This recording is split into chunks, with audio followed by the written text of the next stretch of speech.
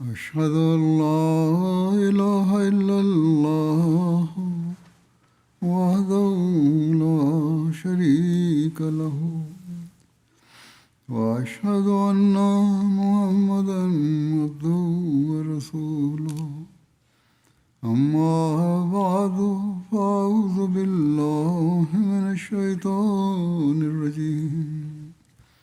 بسم الله الرحمن الرحيم الحمد لله رب العالمين الرحمن الرحيم مالك يوم الدين إياك نعبد وإياك نستعين اهدنا الصراط المستقيم صراط الذين أنعمت عليهم غير المغضوب عليهم ولا الضالين. حضرت صلی اللہ علیہ وسلم کہ دنیا میں توحید کے قیام کے لیے درد، کوشش اور جرت اور شرک کے ہر پہلو کے مقابل پر ایک مضبوط چٹان کی طرح کھڑا ہو جانے اور ہر قوم کے شرک کے خیالات اور تعلیم کے خلاف حق گوئی کے بارے میں ہم پہلے پڑھتے رہے ہیں. اس کے بارے میں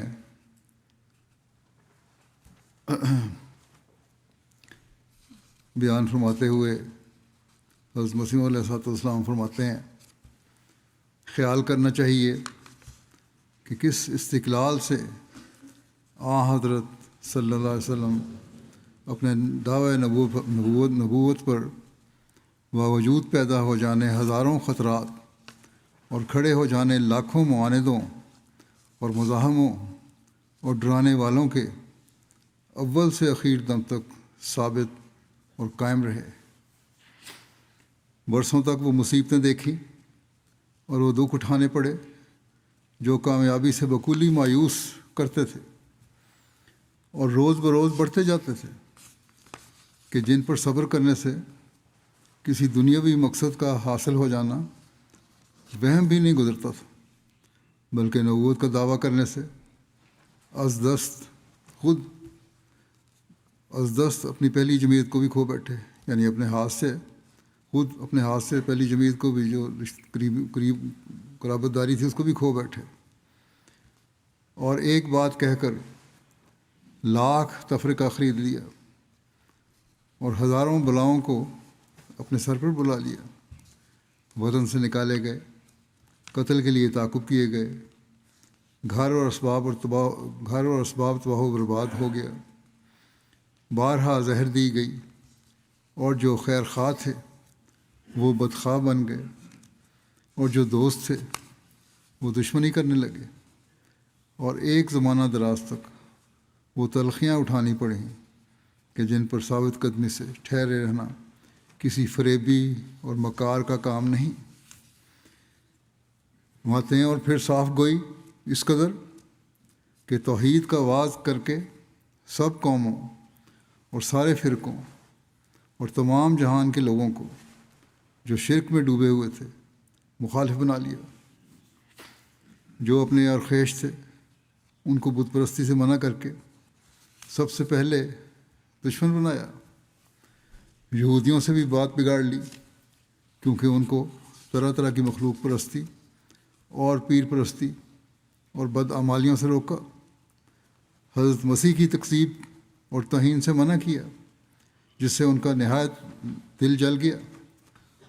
یہودیوں کو مسیح کی تکذیب سے منع کیا جس سے ان کا دل جل گیا اور سخت عداوت پر آمادہ ہو گئے اور ہر دم قتل کر دینے کی گھات میں رہنے لگے. اسی طرح عیسائیوں کو بھی خفا کر دیا، کیونکہ جیسے کہ ان کا اعتقاد تھا حضرت عیسیٰ کو نہ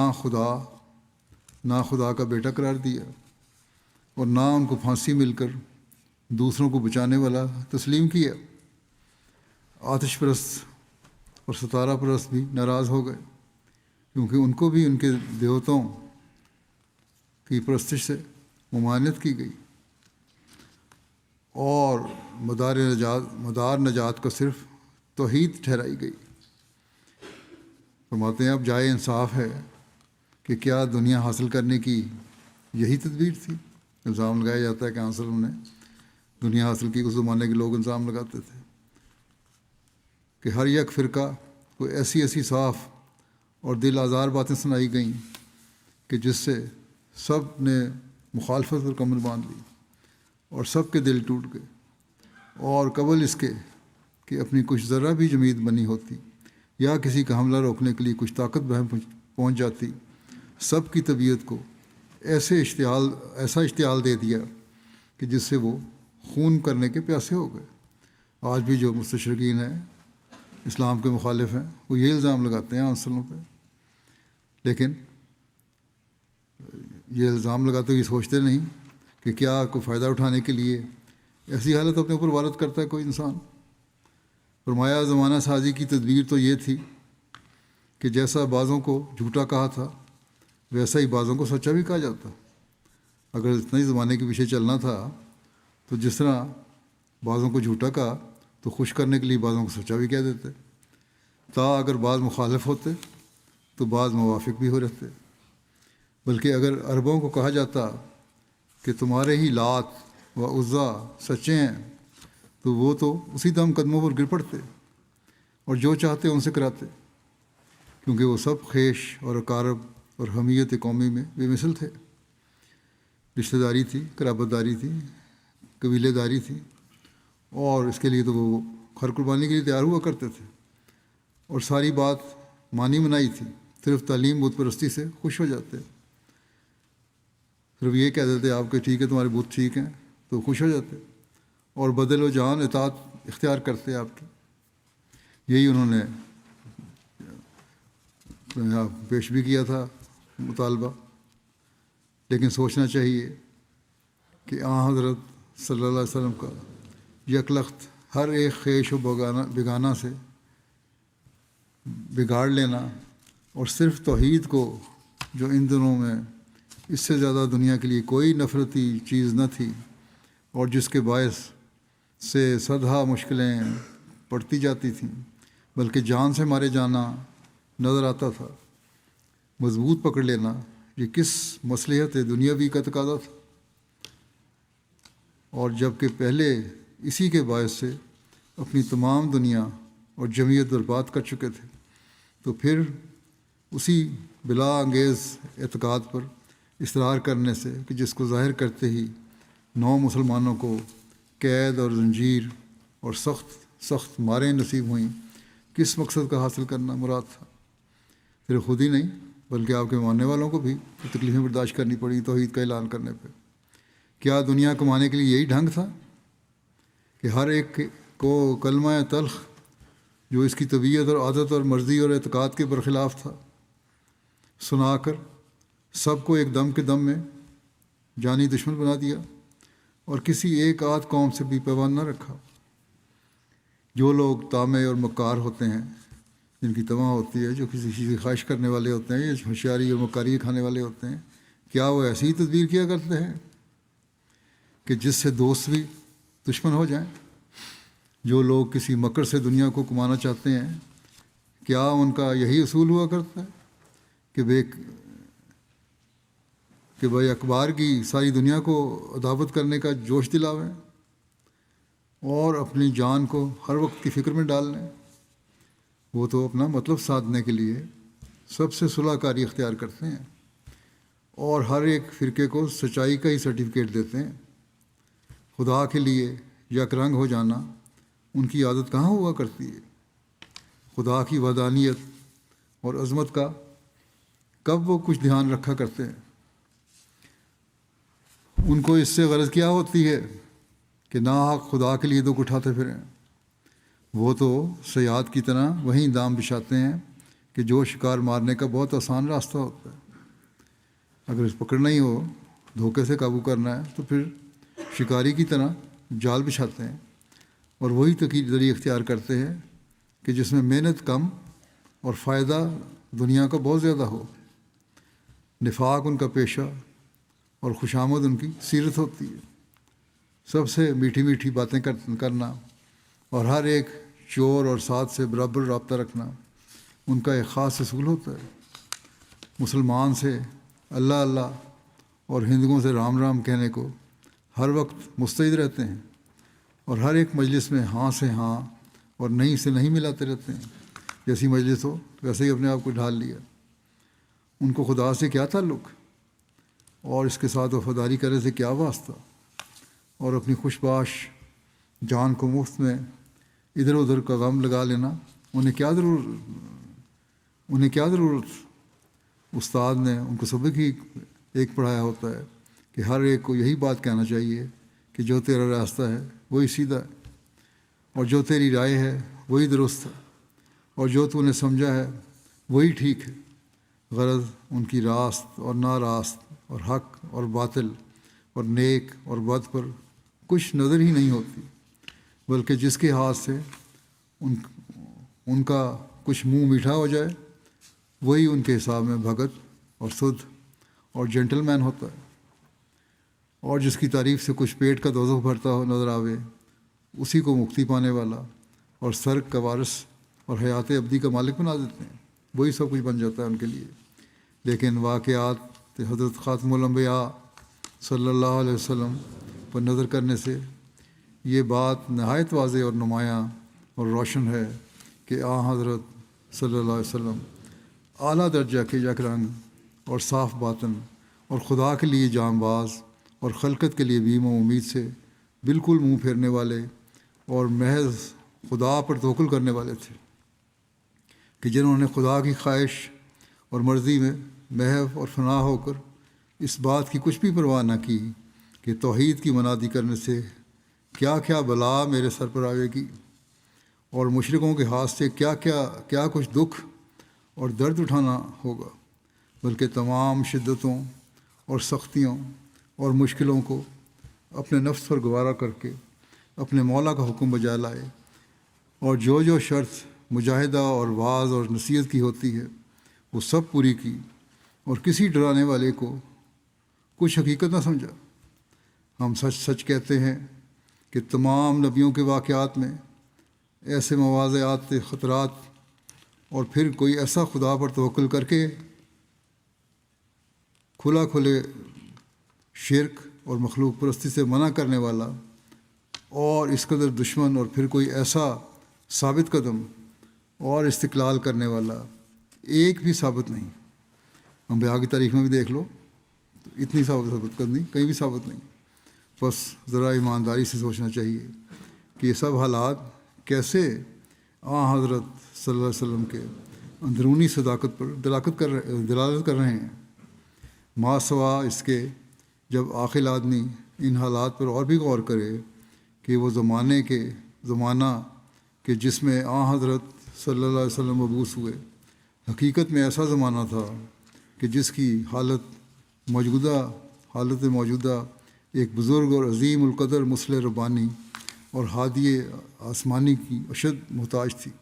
اور جو تعلیم دی گئی وہ بھی واقعہ میں سچی اور ایسی تھی جس کی نہایت ضرورت تھی۔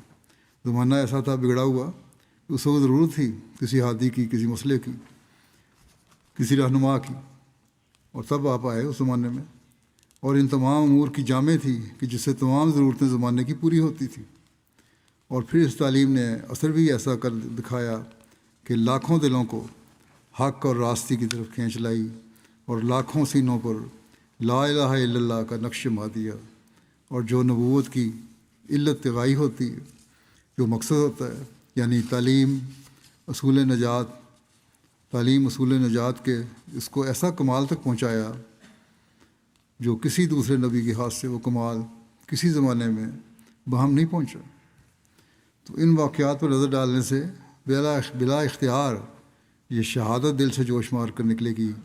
کہ حضرت صلی اللہ علیہ وسلم ضرور خدا کی طرف سے سچے ہادی ہیں۔ جو شخص تعصب اور ضدیت سے انکاری ہو اس کی مرض تو لا علاج ہے، خواہ وہ خدا سے بھی منکر ہو جائے، ورنہ یہ سارے آثار صداقت جو حضرت صلی اللہ علیہ وسلم میں کامل طور پر جمع ہیں، کسی اور نبی میں کوئی ایک تو ثابت کر دکھلاوے تاہم بھی جانیں۔ پھر فرماتے ہیں ہندو دوسرے تمام پیغمبروں اور کتابوں کی تکذیب کر کے صرف وید کا بھجن گا رہے ہیں کہ جو ہے سو وید ہے، وید ہی ہے۔ عیسائی ساری تعلیم الہی انجیل پر ختم کیے بیٹھے ہیں۔ یہ نہیں سمجھتے کہ قدر و منزلت ہر ایک کتاب کی افادہ توحید سے وزن کی جاتی ہے، اور جو کتاب توحید کا فائدہ پہنچانے میں زیادہ ہو وہی رتبہ میں زیادہ ہوتی ہے۔ اصل چیز تو الہی کتاب کی یہ ہے کہ اس میں توحید کا سبق زیادہ ہو، اور یہی وجہ ہے کہ اگر منکر وحدانیت الہی کا کیسا ہی جامع اخلاق کیوں نہ ہو مگر تب بھی نجات نہیں پا سکتا۔ جامع سارے اخلاق اس میں موجود ہوں لیکن توحید کا اگر منکر ہو تو اللہ کے نزدیک وہ نجات یافتہ نہیں ہے۔ اب ان صاحبوں کو سوچنا چاہیے کہ توحید جو مدار نجات کا ہے کس کتاب کے ذریعے سے دنیا میں سب سے زیادہ شائع ہوئی؟ بھلا کوئی بتلائے تو صحیح کہ کس ملک میں وید کے ذریعے سے وحدانیت پھیلی ہوئی ہے۔ کوئی ملک نظر نہیں آتا کہ جہاں بدریہ انجیل کے اشاعت توحید کی ہوئی ہو، بلکہ انجیل کے ماننے والے موحد کو ناجی ہی نہیں سمجھتے، نجات یافتہ نہیں سمجھتے جو توحید کو مانتے ہیں، اور پادری لوگ اہل توحید کو ایک اندھیری آگ میں بھیج رہے ہیں۔ وہ تو یہ کہتے ہیں کہ جو توحید کو ماننے والے ہیں، ایک خدا کو ماننے والے ہیں، تین خداؤں کو نہیں مانتے، وہ تو آگ میں پڑ رہے ہیں جہاں رونا اور دانت پیسنا ہوگا، اور بقول ان کے اس کالی آگ سے وہی شخص بچے گا جو خدا پر موت اور مصیبت اور بھوک اور پیاس اور درد اور دکھ اور تجسم اور حلول ہمیشہ کے لیے روا رکھتا ہو، ورنہ کوئی صورت بچنے کی نہیں۔ یعنی حضرت عیسیٰ کا رکشہ کھینچا ہے اس میں۔ گویا وہ فرضی بہشت یورپ کی دو بزرگ قوموں انگریزوں روسیوں کو نصف تقسیم کر کے دیا جائے گا۔ اب اس میں اور بھی بڑے ملک شامل ہو گئے ہیں، امریکہ والے بھی کہتے ہیں، بلکہ اب تو یہاں تک کہا جانے لگ گیا بعض صدر امریکہ کے ہمدردوں کی طرف سے کہ مسیح کی جو آمد ثانی ہے وہ شاید ٹرمپ کی صورت میں ہوگی۔ انا للہ۔ فرماتے ہیں کہ نصف سے تقسیم کر کے دیا جائے گا، اور باقی سب مواحد اس قصور سے جو خدا کو ہر ایک طرح کے نقصان سے جو اس کے کمال تام کے منافی ہے پاک سمجھتے تھے دوزخ میں ڈالے جائیں گے۔ غرض ہماری اس تحریر سے یہ ہے کہ آج صفحہ دنیا میں وہ شے کہ جس کا نام توحید ہے بجز امت حضرت صلی اللہ علیہ وسلم کے اور کسی فرقے میں نہیں پائی جاتی، اور بجز قرآن شریف کے اور کسی کتاب کا نشان نہیں ملتا کہ جو کروڑہ مخلوقات کو وحدانیت الہی پر قائم کرتی ہو اور کمال تعظیم سے اس سچے خدا کی طرف راہبر ہو۔ ہر یک قوم نے اپنا اپنا مصنوعی خدا بنا لیا ہے، اور مسلمانوں کا وہی خدا ہے جو قدیم سے لازوال اور غیر مبدل اور اپنی ازلی صفتوں میں ایسا ہی ہے جو پہلے تھا۔ سو یہ تمام واقعات ایسے ہیں کہ جن سے ہادی اسلام کا صدق نبوت اظہر من الشمس ہے، کھلے روشن کی طرح ہے، سورج کی طرح روشن ہے، کیونکہ معنی نبوت کے اور علت غیر رسالت اور پیغمبری کی انہی کی ذات بابرکات میں ثابت اور متحقق ہو رہی ہے۔ یہیں ثابت ہو رہا ہے سب کچھ۔ اور جیسا کہ مصنوعات سے صانع شناخت کیا جاتا ہے، ویسا ہی عاقل لوگ اصلاح موجودہ سے اس مسئلہ ربانی کی شناخت کر رہے ہیں۔ صانع سے شناخت کیا جاتا ہے، ویسا ہی عاقل لوگ اصلاح موجودہ سے اس مسئلہ ربانی کی شناخت کر رہے ہیں۔ کوئی بنانے والا چیز بنانے والا ہو، وہ اس کی جو چیز بنی ہو، کوئی بھی پرزہ بنایا ہو یا کوئی چیز بنائی ہو، اس سے شناخت کی جاتا ہے کہ کیسی اعلیٰ بنائی ہے یا کس قسم بنائی ہے۔ اسی طرح جو مسئلہ ربانی کی شناخت اس طرح ہوتی ہے کہ وہ توحید کا پرچار کرنے والا ہو۔ اسی طرح ہزار ایسے اور بھی واقعات ہیں کہ جن سے حضرت صلی اللہ علیہ وسلم کا معید بتائید الہی ہونا ثابت ہوتا ہے۔ مثلاً کیا یہ حیرت انگیز ماجرا نہیں کہ ایک بے زر، بے زور، بے کس، امی، یتیم، تنہا، غریب ایسے زمانے میں کہ جس میں ہر ایک قوم پوری طاقت مالی اور فوجی اور علمی رکھتی تھی، ایسی روشن تعلیم لایا کہ اپنی براہین قاطعہ اور حجج واضحہ سے سب کی زبان بند کر دی، اور بڑے بڑے لوگوں کو جو حکیم بنے پھرتے تھے اور فیلسوف کہلاتے تھے، فاش یعنی فلسفی کہلانے والے اور بڑے اسکالر جو تھے، فاش غلطیاں نکالیں، اور پھر باوجود بے کسی اور غریبی کے زور بھی ایسا دکھایا کہ بادشاہوں کو تختوں سے گرا دیا اور انہی تختوں پر غریبوں کو بٹھا دیا۔ اگر یہ خدا کی تائید نہیں تھی تو اور کیا تھی؟ کیا تمام دنیا پر عقل اور علم اور طاقت اور زور میں غالب آ جانا بغیر تائید الہی کے بھی ہوا کرتا ہے؟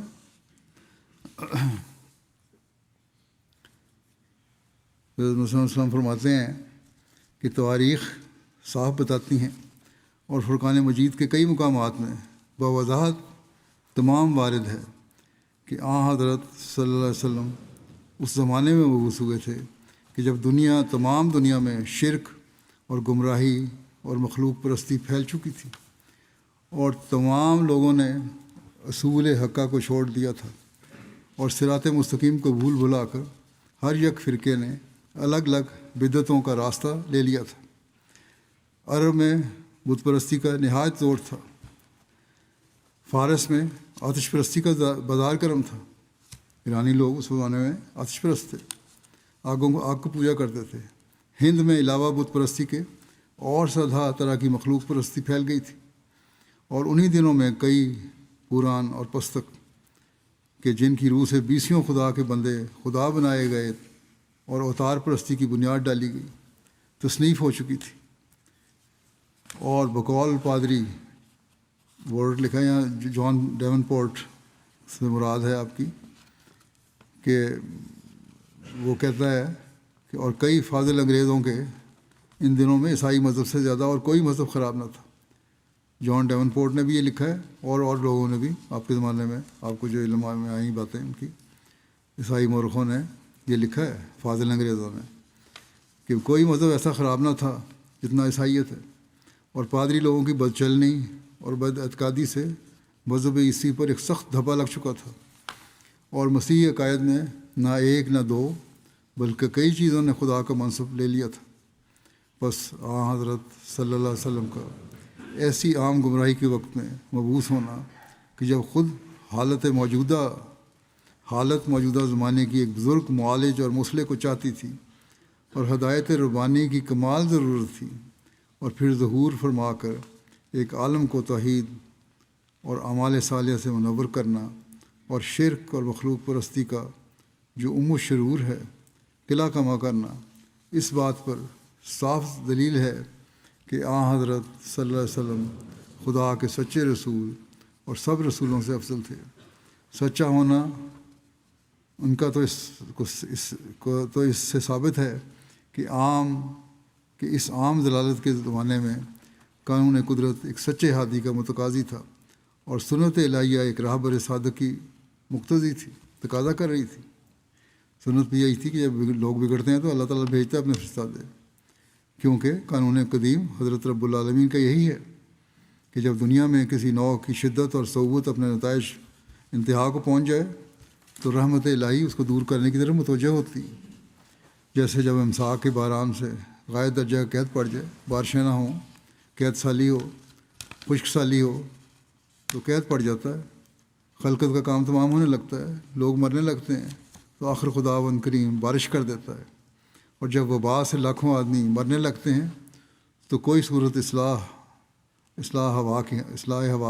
نکل آتی ہے، یا کوئی دوا ہی پیدا ہو جاتی ہے، اور جب کسی ظالم کے پنجے میں کوئی قوم گرفتار ہوتی ہے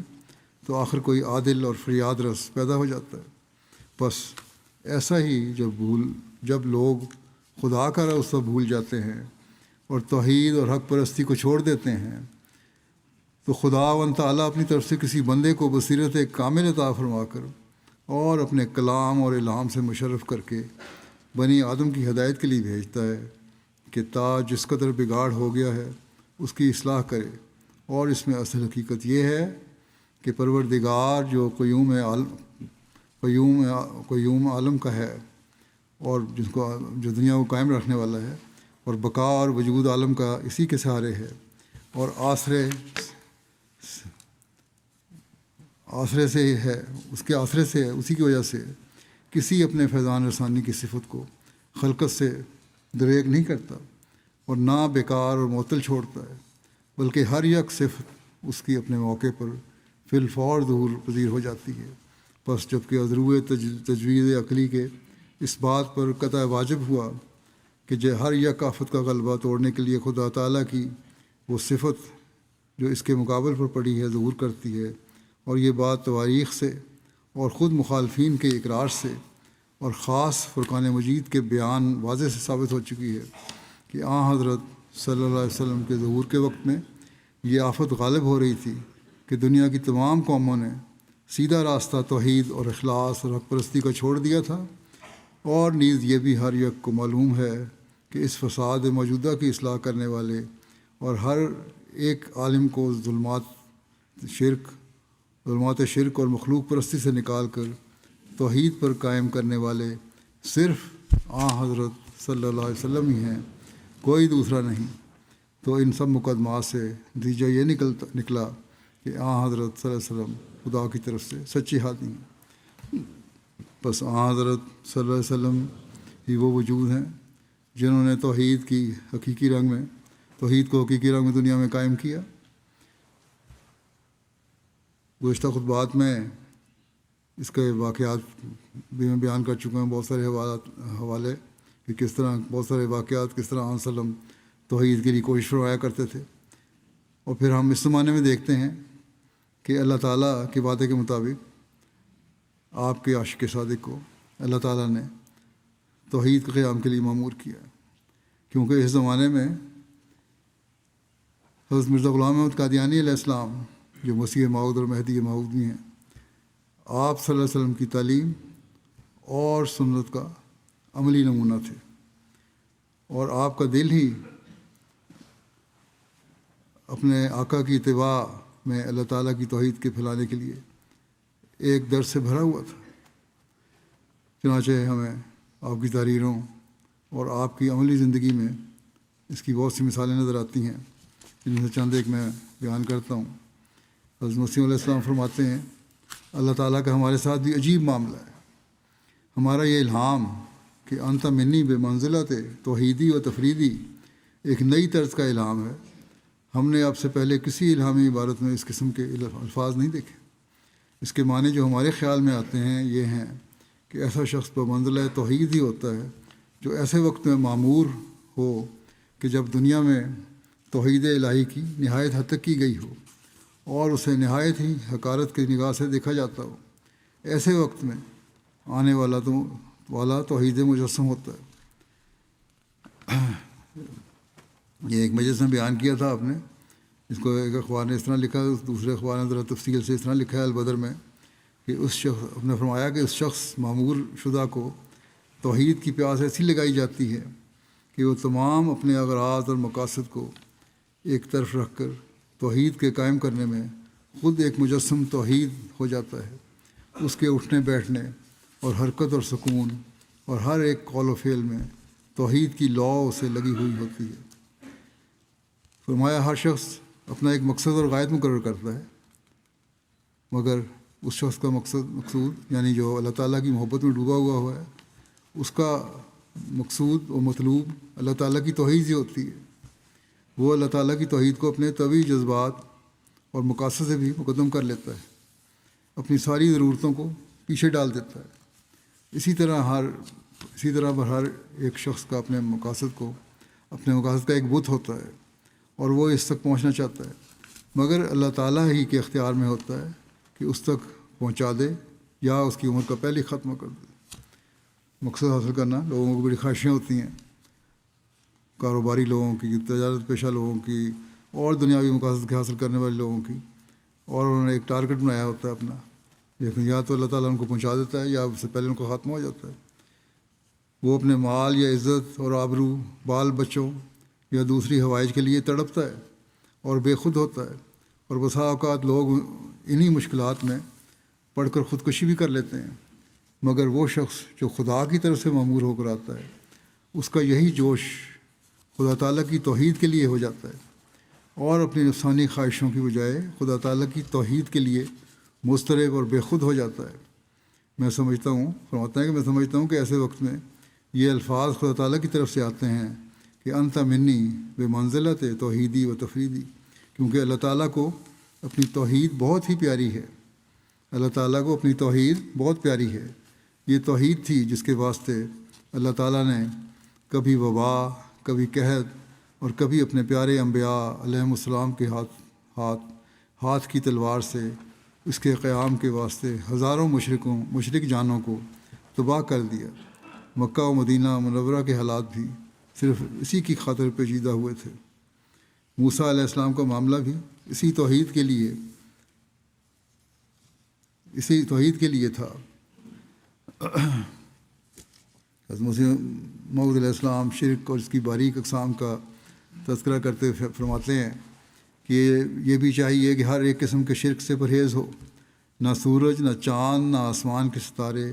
نہ ہوا، نہ آگ، نہ پانی، نہ کوئی اور زمین کی چیز معبود ٹھہرائی جائے، اور نہ دنیا کے اسباب کو ایسی عزت دی جائے اور ایسا ان پر بھروسہ کیا جائے کہ گویا وہ خدا کے شریک ہیں، اور نہ اپنی ہمت اور کوشش کو کچھ چیز سمجھا جائے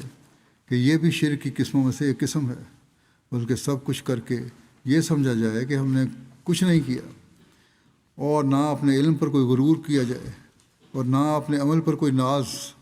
بلکہ اپنے تئیں فی الحقیقت جاہل سمجھیں اور کاہل سمجھیں، اور خدا تعالیٰ کے آستانے پر ہر ایک وقت روح گری رہے، ہر ایک سب کچھ کرنے کے باوجود بھی اللہ کے حضور جھکو کہ اللہ تیرے فضل سے سب کچھ ہوگا، سب نتائج پیدا ہوں گے۔ انسان کا علم کسی معلم کا محتاج ہے اور پھر محدود ہے، کسی پڑھانے والے کا محتاج ہے انسان کا علم، لیکن پھر لمیٹڈ ہے، محدود ہے، مگر اس کا علم کسی معلم کا محتاج نہیں، یعنی اللہ تعالیٰ کا علم کسی پڑھانے والے کا محتاج نہیں ہے، اور بائیں ہمہ غیر محدود ہے، اس میں کوئی حد نہیں ہے۔ انسان کی شنوائی ہوا کی محتاج ہے اور محدود ہے، سننے کی طاقت جو انسان کی ہوا چکچاتی ہے اور پھر بھی محدود حد تک سن سکتا ہے، مگر خدا کی شنوائی ذاتی طاقت سے ہے اور محدود نہیں، اور انسان کی بنائی سورج یا کسی دوسری روشنی کی محتاج ہے اور پھر محدود ہے، مگر خدا کی بنائی ذاتی روشنی سے ہے اور غیر محدود ہے۔ ایسا ہی انسان کی پیدا کرنے کی قدرت کسی مادے کی محتاج ہے اور نیز وقت کی محتاج اور پھر محدود ہے، لیکن خدا کی پیدا کرنے کی قدرت نہ کسی مادے کی محتاج ہے، نہ کسی وقت کی محتاج، اور غیر محدود ہے، کیونکہ اس کی تمام صفات بے مثل و مانند ہیں، اور جیسے کہ اس کی کوئی مثل نہیں، اس کی صفات کی بھی کوئی مثل نہیں۔ اگر ایک صفت میں وہ ناقص ہو تو پھر تمام صفات میں ناقص ہوگا، اس لیے اس کی توحید قائم نہیں ہو سکتی جب تک کہ وہ اپنی ذات کی طرح اپنی تمام صفات میں بے مثل و مانند نہ ہو۔ یہ توحید ہے جو قرآن شریف نے سکھلائی ہے، جو مدار ایمان ہے۔ آج کل کے زیر اثر بعض بچوں میں بھی یہ سوال اٹھتے ہیں اور لکھتے رہتے ہیں کہ اللہ تعالیٰ کو کس نے پیدا کیا، اللہ تعالیٰ کہاں سے آیا۔ شاید بڑے ان کو بتاتے ہیں یا خود ان کے دلوں میں سوال اٹھتے ہیں، لیکن اللہ تعالیٰ کی صفات ایسی ہیں، اللہ تعالیٰ ہمیشہ سے ہے اور ہمیشہ رہے گا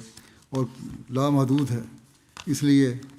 وہ اسی نے ہر ایک کو پیدا کیا، اس کو کسی نے پیدا نہیں کیا۔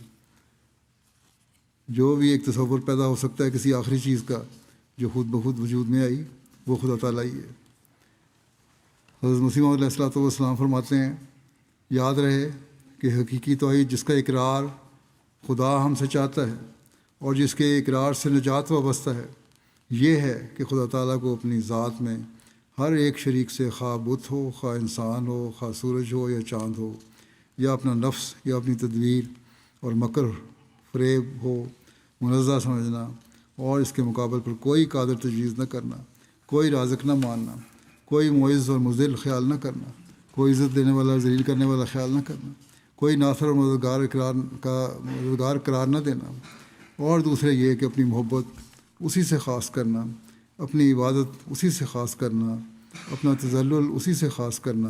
اپنی امیدیں اسی سے خاص کرنا، اپنا خوف اسی سے خاص کرنا، بس کوئی توحید بغیر ان 3 قسموں کی تخصیص کے کامل نہیں ہو سکتی۔ اول یہ کہ ذات کے لحاظ سے توحید یعنی یہ کہ اس کے وجود کے مقابل پر تمام موجودات کو معدوم کی طرح سمجھنا، یعنی ختم ہونے والی ہیں، اور تمام کو خالقۃ الذات اور باطلۃ الحقیقت خیال کرنا، سب چیزیں ہلاک ہونے والی ہیں اپنی ذات میں اور جھوٹی ہیں، اس میں مکمل کاملیت نہیں ہے۔ دوم، صفات کے لحاظ سے توحید یعنی یہ کہ ربوبیت اور الوہیت کی صفات بجز ذات باری کسی میں قرار نہ دینا، اور جو بظاہر رب الانواع یا فیض رسان نظر آتے ہیں جن سے فائدہ انسان اٹھاتا ہے، وہ بھی رب سمجھتا ہے ان کو، یہ اسی کے ہاتھ کا ایک نظام، یہ اسی کے ہاتھ کا ایک نظام یقین کرنا۔ نہ کوئی امریکہ ہے، نہ کوئی اسرائیل ہے، نہ کوئی دنیا کی اور بڑی طاقت ہے، بلکہ صرف خدا تعالیٰ کی طاقت ہے۔ اگر اس چیز کو پہچان لیں مسلمان بھی تو یقیناً ان کی کامیابی ہے۔ تیسرے، اپنی محبت اور صدق اور صفا کے لحاظ سے توحید یعنی محبت وغیرہ شعار عبودیت میں دوسرے کو خدا تعالیٰ کا شریک نہ گرداننا اور اسی میں کھوئے جانا، جس طرح اللہ تعالیٰ سے محبت ہوتی چاہیے ویسی کسی اور سے نہ ہو۔ پھر آپ فرماتے ہیں اب اس زمانے میں جب خدا نے دیکھا کہ زمین بگڑ گئی اور کروڑہا مخلوقات نے شرک کی راہ اختیار کر لی، اور 40 کروڑ سے بھی زیادہ ایسے لوگ دنیا میں پیدا ہو گئے کہ ایک عاجز انسان مریم کے بیٹے کو خدا بنا رہے ہیں، اس زمانے میں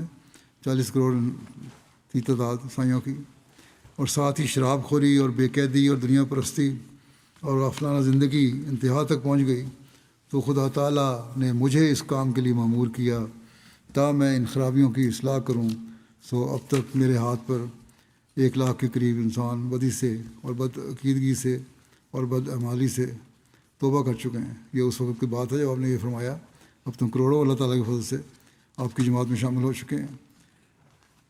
اور نشانات کا بھی ذکر فرمایا آپ نے کہ 150 سے زیادہ نشان ظاہر ہو چکا ہے، جس کے اس ملک میں کئی لاکھ انسان گواہ ہیں،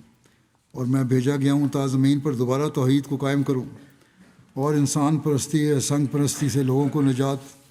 دے کر خدائے واحد اور لا شریک کی طرف ان کو رجوع دلاؤں، اور اندرونی پاکیزگی اور راست بازی کی طرف ان کی توجہ دوں۔ چنانچہ میں دیکھتا ہوں کہ لوگوں میں ایک تحریک پیدا ہو گئی ہے، اور ہزارہ لوگ میرے ہاتھ پر توبہ کرتے جاتے ہیں، اور آسمان سے ہوا بھی ایسی چل رہی ہے کہ اب توحید کے موافق طبیعتیں ہوتی جاتی ہیں، اور صریح معلوم ہوتا ہے کہ اب خدا تعالیٰ کا یہ ارادہ ہے کہ انسان پرستی کو دنیا سے معدوم کر دے۔ اس ارادے کے پورا کرنے کے لیے سدھا اسباب پیدا کیے گئے ہیں۔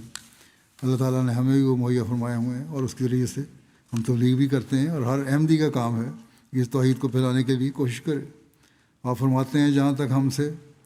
یہ سوال پوچھا جاتا ہے کہ بت پرستی کی تعریف کیا ہے اور ان لوگوں کو کون سی چیز بت پرست بناتی ہے، لازم ہے کہ ان امور کو ہم بیان کریں۔ جاننا چاہیے کہ عبادت عقائد کا نتیجہ ہے، اور اہل حق کے عقائد یہ ہیں کہ خدا ایک ہے، اور اللہ جل شانہ کی صفات ہمیشہ سے قائم و دائم ہیں، یعنی نہ اس کی صفات میں تبدل ہے نہ ہی تغیر ہے، کوئی تبدیلی نہیں ہو سکتی، کوئی تغیر نہیں ہو سکتا، اور نہ ابتدا ہے اور نہ انتہا ہے۔ سچا اور حقیقی خدا ابدی اور ازلی ہے، کوئی مخلوق نہیں کہ متولد ہو، یعنی جو کسی ذریعے سے پیدا ہوا ہو، جیسا کہ پہلے میں نے بتایا، بعضوں کے سوالوں کا جواب اس میں آ گیا کہ سچا اور حقیقی خدا ابدی اور ازلی ہے، کوئی مخلوق نہیں کہ متولد ہو، پیدا نہیں ہوا وہ، اور ایسی صفات سے برتر ہے جس کو تسلیم کرنے سے ہمارا دل نفرت کرے۔ اس کی صفات تو ہمارے دل کا قرار ہیں، اور ہمارا دل اس کی صفات سے مانوس ہے۔ وہ ازل سے واحد ہے، کون سا دل ہے جو اس کی وحدت کا منکر ہے؟ ابد سے وہ ایک ہے، اور کون سا دل ہے جو اس کی تثلیث کا اقرار کرتا ہے؟ عیسائی تعلیم یہ ہے نا کہ 3 خدا ہیں، تو جو نیک فطرت ہے وہ کوئی اقرار نہیں کر سکتا کہ تثلیث ہے۔ آپ فرماتے ہیں میں تثلیث کی خرابیوں کی اصلاح کے لیے بھیجا گیا ہوں، اسی لیے عیسائیت میں جو خرابیاں پیدا ہو گئی ہیں ان کی اصلاح کے لیے بھیجا گیا ہوں۔ اس لیے یہ دردناک نظارہ کہ ایسے لوگ دنیا میں 40 کروڑ سے بھی کچھ زیادہ پائے جاتے ہیں جنہوں نے حضرت عیسیٰ علیہ السلام کو خدا سمجھ رکھا ہے، میرے دل پر اس قدر صدمہ پہنچاتا رہا ہے کہ میں گمان نہیں کر سکتا کہ مجھ پر میری تمام زندگی میں اس سے بڑھ کر کوئی غم گزرا ہو، بلکہ اگر ہم و غم سے مرنا میرے لیے ممکن ہوتا تو یہ غم مجھے ہلاک کر دیتا کہ کیوں یہ لوگ خدائے واحد لا شریک کو چھوڑ کر ایک عاجز انسان کی پرستش کر رہے ہیں، اور کیوں یہ لوگ اس نبی پر ایمان نہیں لاتے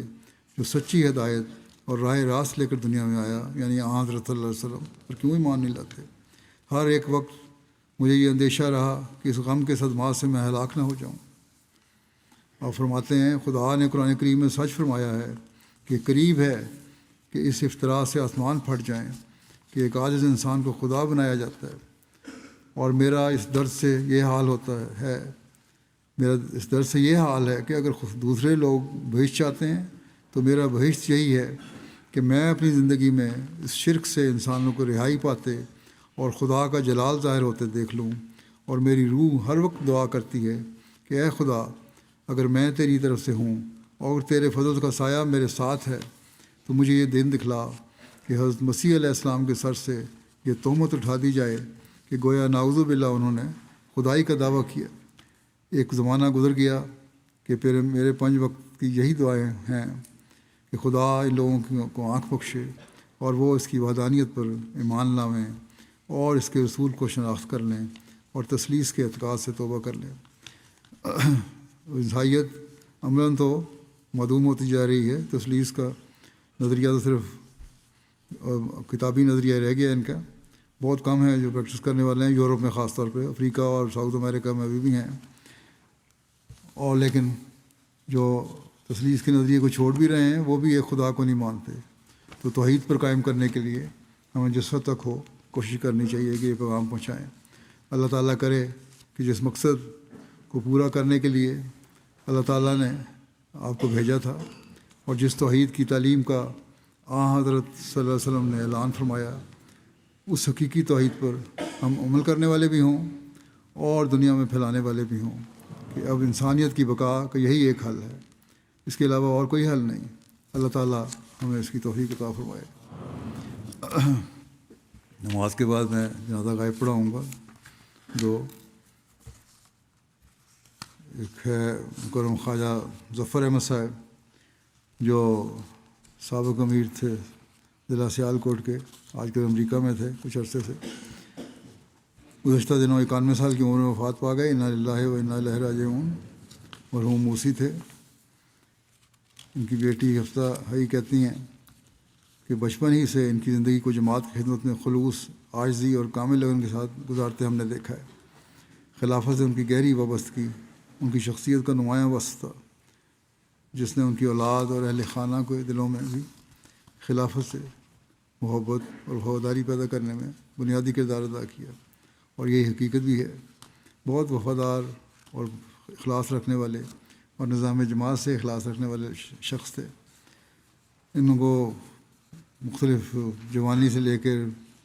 آخری عمر تک خدمت کی توفیق ملی، قائد کے طور پر خدا علیہ میں، ضلع کے قائد کے طور پر، مقامی قائد کے طور پر، مقامی امیر کے طور پر، ضلعی امیر کے طور پر خدمات کا ان کو موقع ملتا رہا۔ حضرت مسیح علیہ السلام کے مہمانوں کی خدمت کا بڑا شوق تھا، اور ہمیشہ جو وفود جاتے تھے مرکز سے ان کو اپنے گھر میں ٹھہراتے، ان کی خدمت کیا کرتے تھے، بڑی خوش دلی سے ان کی مہمان نوازی کرتے۔ ان کے چہرے پر ایک خاص اطمینان ہوتا جب یہ خدمت کر رہے ہوتے تھے۔ کبھی کسی عہدیدار کے بارے میں کوئی نامناسب بات نہ انہوں نے کہی، نہ کبھی سننے کے روادار تھے، وہ کبھی تنقید کی اجازت اپنے سامنے نہیں دیتے تھے۔ اللہ تعالیٰ پر بڑا کامل توکل تھا ان کو۔ کبھی بھی کوئی آزمائش پیش آئی، خواہ جماعتی خدمت ہو یا ذاتی زندگی میں، ہمیشہ پوری توجہ دعا کی طرف رہی ان کی، اور اللہ تعالیٰ پر مکمل بھروسہ تھا۔ اور ان کی بیٹی کہتی ہیں ہم نے بھی دیکھا ہے کہ اکثر اوقات اللہ تعالیٰ نے آپ کی بھرپور مدد فرمائی اور ان کی دعائیں قبول ہوئیں، اور اپنی والدہ کی بھی انہوں نے بہت خدمت کی، بیمار رہیں، کئی سال تک ان کی خدمت کرتے رہے بڑے صبر اور محبت سے۔ اس کے ان کے پسماندگان میں اہلیہ کے علاوہ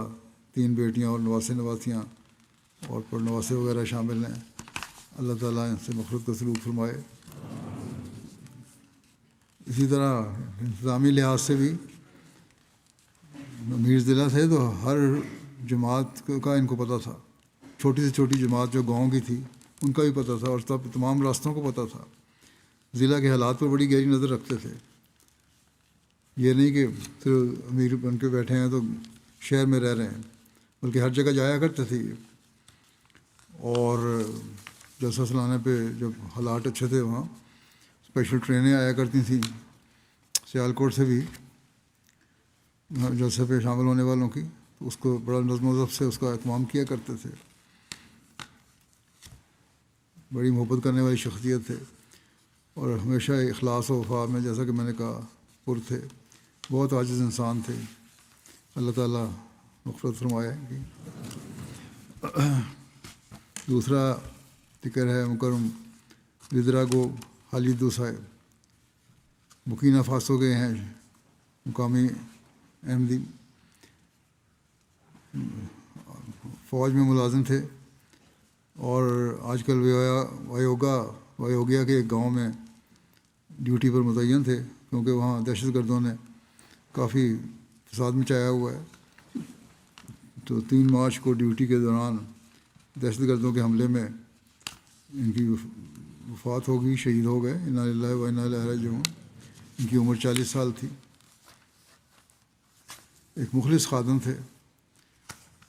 2007 میں انہوں نے احمدیت قبول کی اور ان کی اہلیہ، آپ کی اہلیہ اپنی فیملی میں اکیلے احمدی تھے، آپ اور آپ کی اہلیہ، باقی کوئی احمدی نہیں تھا ان کے خاندان میں. ریجنل مبلغ سعادت صاحب کہتے ہیں مرحوم جماعت کے بہت ہی فعال ممبر تھے اور جماعت اور خلافت سے گہرا تعلق تھا. بڑے نیک، عبادت گزار، مخلص احمدی نوجوان تھے. قائد مجلس خدام احمدیہ بھی رہ چکے تھے. چندہ جات میں باقاعدگی تھی ان کی. جماعتی پروگراموں میں بڑھ چڑھ کر حصہ لیتے تھے. فوج کے جاب کے باوجود بکینا فاسو کے جلسہ سلانہ میں ہر سال شامل ہوتے تھے. مربیان اور معلمین سے بہت عزت اور احترام سے پیش آتے اور ان کی مدد بھی کیا کرتے تھے. 2008 میں جب میں گیا ہوں گھانا دورے پہ، 2005 میں تو بکینا فاسو بھی گیا تھا، لیکن 2008 میں گھانا گیا ہوں تو وہاں ایک قافلہ آیا تھا بکینا فاسو خدام کا سائیکلوں پہ، 1000 سے زیادہ کلومیٹر سفر کر کے. اور ان کے سائیکل بھی ایسے ہمارے جیسے یہاں کے نہیں ہوتے، ٹوٹے پھوٹے سائیکل، ٹوٹی ہوئی سڑکیں، اور اس میں 1000 سے زائد کلومیٹر کا سفر کیا انہوں نے. یہ گھانا پہنچے اور مجھے ملے وہاں. ہمیشہ جلسوں پہ بھی یہ سائیکلوں پہ جایا کرتے تھے، سائیکل پر جایا کرتے تھے. سمپوری عبد الرحمٰن صاحب لوکل مشنری کہتے ہیں ان کو جماعت کی بے لوث خدمت کرنے والا اور ہمہ وقت خدمت کے لیے مستعد پایا. کسی کام کے لیے بلایا جاتا فوراً لبیک کہتے. جلسہ سلانہ اور دیگر تنظیمی اجتماعات میں پوری ذمہ داری سے کام کرتے. لوگ ان کے کام کی وجہ سے اتنا ڈیووٹڈ تھے کہ ان کے کام کی وجہ سے ان کو چھوٹا معلم کہا کرتے تھے، بلکہ معلم بھی اتنے وقف کی روح سے کام نہیں کرتے جتنا یہ کیا کرتے تھے. جب ان کو اپنی فوج میں بھی کام نہیں ملا تھا تو بڑا فکر مند رہتے تھے کہ مجھے کام آج کل کوئی نہیں، کہ میں غریب ہوں اور جماعت کی ترقی میں کس طرح حصہ لے سکتا ہوں. بہرحال جب ان کو نوکری ملی تو باقاعدگی سے پھر انہوں نے چندہ ادا کرنا شروع کیا. بڑا گہرا تعلق جماعت کے ساتھ تھا. جہاں بھی یہ ان کی ٹرانسفر ہوتی وہاں جا کے پہلے جماعتی سینٹر یا مسجد کی تلاش کرتے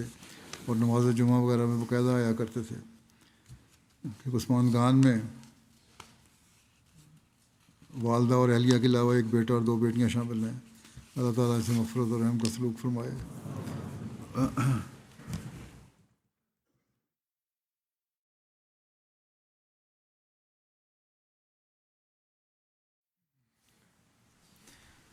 الحمد للہ نحمده ونستعینه ونستغفره ونؤمن به ونتوکل علیہ ونعوذ باللہ من شرور انفسنا ومن سیئات اعمالنا من يهده الله فلا مضل له ومن يضلل فلا هادي له ونشهد أن لا إله إلا الله ونشهد أن محمدا عبده ورسوله عباد الله رحمكم الله إن الله يأمر بالعدل والإحسان وإيتاء ذي القربى وينهى عن الفحشاء والمنكر والبغي يعظكم لعلكم تذكرون اذكروا الله يذكركم وادعوه يستجب لكم ولذكر الله أكبر